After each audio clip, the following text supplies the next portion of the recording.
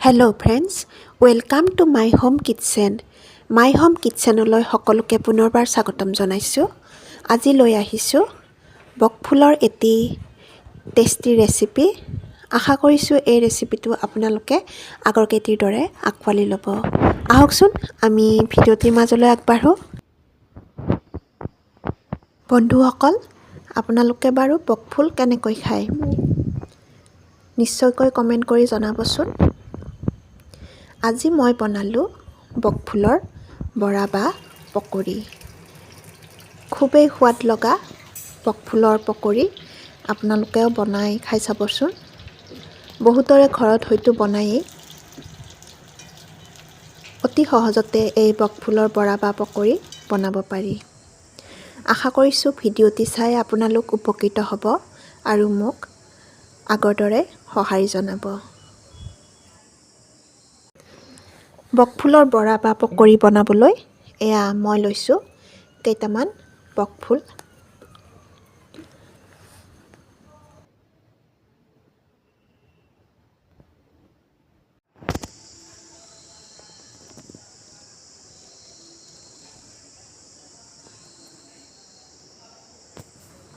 পোনপ্ৰথমে মই বকফুলকেইটা ভালদৰে চাফা কৰি ল'ম। এয়া আপোনালোকে দেখিবলৈ পাইছে বকফুলকেইটা মই এটা এটাকৈ চাফা কৰি লৈছোঁ। বকফুলৰ ভিতৰত এডাল দীঘল শুঙৰ দৰে আছে, এয়া আপোনালোকে ভিডিঅ'টোত দেখিবলৈ পাইছে। সেইডাল আঁতৰাই লৈছোঁ আৰু বকফুলটোৰ তলৰ ফালে যে টুপি এটা যে আছে সেউজীয়া ৰঙৰ বেটুটো, সেই টুপিটো মই আঁতৰাই লৈছোঁ। দীঘল শুঙৰ দৰে সেইডাল খাব নালাগে আৰু বহুতে অৱশ্যে টুপিটো ছিঙি নেপেলায়। টুপিটো মন কৰিলে ভাজি খাব পাৰে। মই টুপিটো পেলাই দিছোঁ আৰু পাহবোৰ এৰুৱাই লৈছোঁ। পাহবোৰ ভালদৰে মেলি মেলি চাইছোঁ, কিয়নো বকফুলৰ ভিতৰত কেতিয়াবা সৰু সৰু পোক থকা দেখিবলৈ পোৱা যায়। মই ভালদৰে মেলি চাইছোঁ, কিজানি তাত পোক আছে। দীঘল শুংকেইডাল এৰুৱাই দিছোঁ আৰু পিছপিনে থকা টুপিৰ দৰে সেই বেটুটো এৰুৱাই দিছোঁ।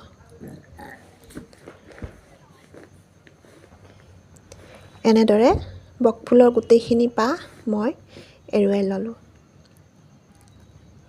এয়া আপোনালোকে দেখিবলৈ পাইছে।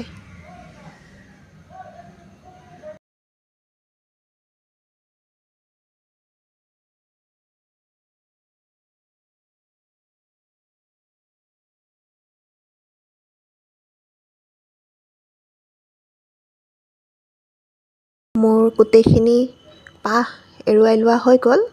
এতিয়া মই এইখিনি 2 পৰা 3 বাৰ ভালদৰে ধুই ল'ম। এয়া বকফুলৰ পাহখিনি মই ধুই লৈছোঁ।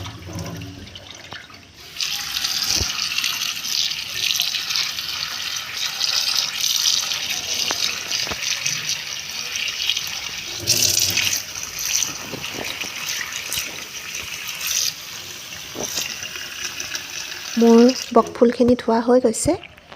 এতিয়া মই এইখিনি এটা ফুটা থকা খৰাহীত থৈ দিম, যাতে অতিৰিক্ত পানীখিনি ওলাই যাব পাৰে।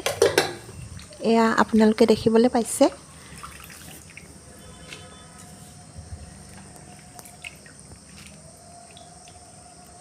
এয়া বকফুলৰ পাহখিনি ধুনীয়াকৈ চাফা কৰা হৈ গ'ল। এতিয়া এইখিনি বৰা বনাবৰ বাবে উপযুক্ত হৈছে।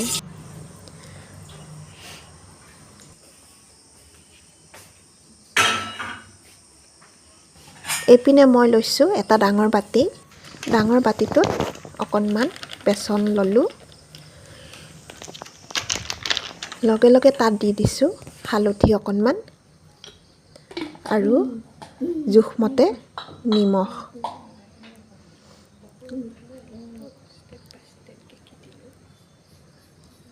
ইচ্ছা কৰিলে ইয়াতে বিভিন্ন ধৰণৰ মছলা আৰু জলকীয়া গুড়ি মিহলাই ল'ব পাৰি। মই এইবোৰ নাই লোৱা। এতিয়া মই ইয়াতে অকণমান পানী দি ল'লোঁ আৰু এটা খোল বনাই ল'লোঁ। হাতেৰে ভালদৰে মিহলাই লৈছোঁ যাতে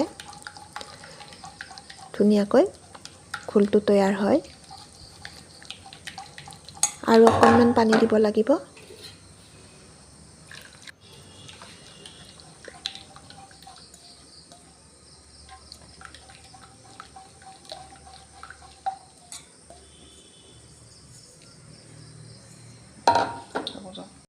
এয়া আমাৰ বেচনৰ খোলটো ৰেডি হৈ গৈছে। এইপিনে মই এটা কেৰাহী জুইত পাতি দিছোঁ আৰু কেৰাহীটো গৰম হোৱাৰ লগে লগে তাত দি দিছোঁ জোখৰ মিঠাতেলখিনি। মিঠাতেলখিনি গৰম হোৱাৰ লগে লগে বকফুলখিনি তাত দি ভাজি ল'ম। এইপিনে মই ৰেডি কৰিছোঁ বকফুলৰ যিখিনি পাহ আছে তাৰ 10-20টামান পাহ লৈ পেলাই বেচনৰ খোলটোত দি দিছোঁ। অকণমান লৰাইছোঁ যাতে পাহখিনিত বেচনখিনি ভালদৰে লাগি ধৰে। আৰু এতিয়া হাতেৰে 10-15টামান পাহ লৈ গৰম তেলত দি দিছোঁ।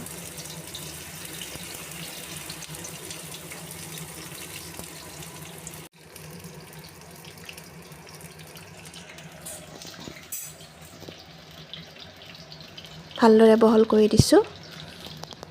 হাই ফ্লেমত মই এনেদৰে প্ৰায় 1 মিনিট সময় ভাজি ল'ম।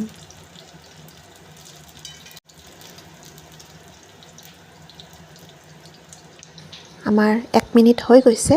এতিয়া মই বকফুলখিনি লুটিয়াই দিলোঁ আৰু আনটো ফাল আকৌ 1 মিনিটৰ কাৰণে ভাজি ল'ম।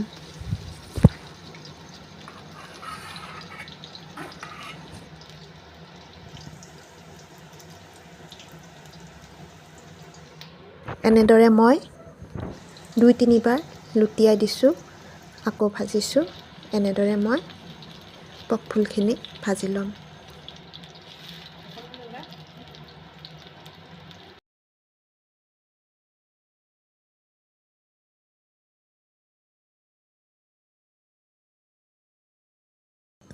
আমাৰ বকফুলখিনি ভজা হৈ গৈছে। এতিয়া মই কেৰাহীৰ পৰা থাল এখনত নমাই থলোঁ।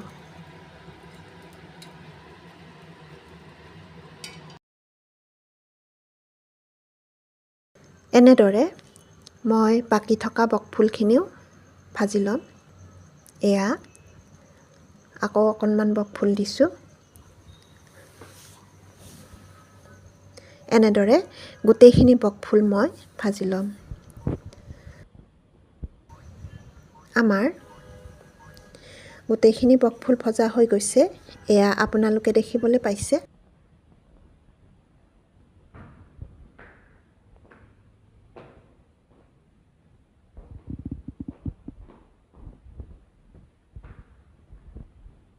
এয়ে আছিল আজিৰ বকফুলৰ ৰেচিপিৰ ভিডিঅ'। আশা কৰিছোঁ ভিডিঅ'টি চাই আপোনালোক উপকৃত হ'ল। যদি ভিডিঅ'টি ভাল লাগিলে তেনেহ'লে নিশ্চয়কৈ লাইক কৰিব, কমেণ্ট কৰিব, লগতে চেনেলটো ছাবস্ক্ৰাইব কৰিবলৈ নাপাহৰিব। পুনৰ এটি নতুন ভিডিঅ' লৈ অহাৰ প্ৰতিশ্ৰুতিৰে আজিলৈ আহিছোঁ। ধন্যবাদ।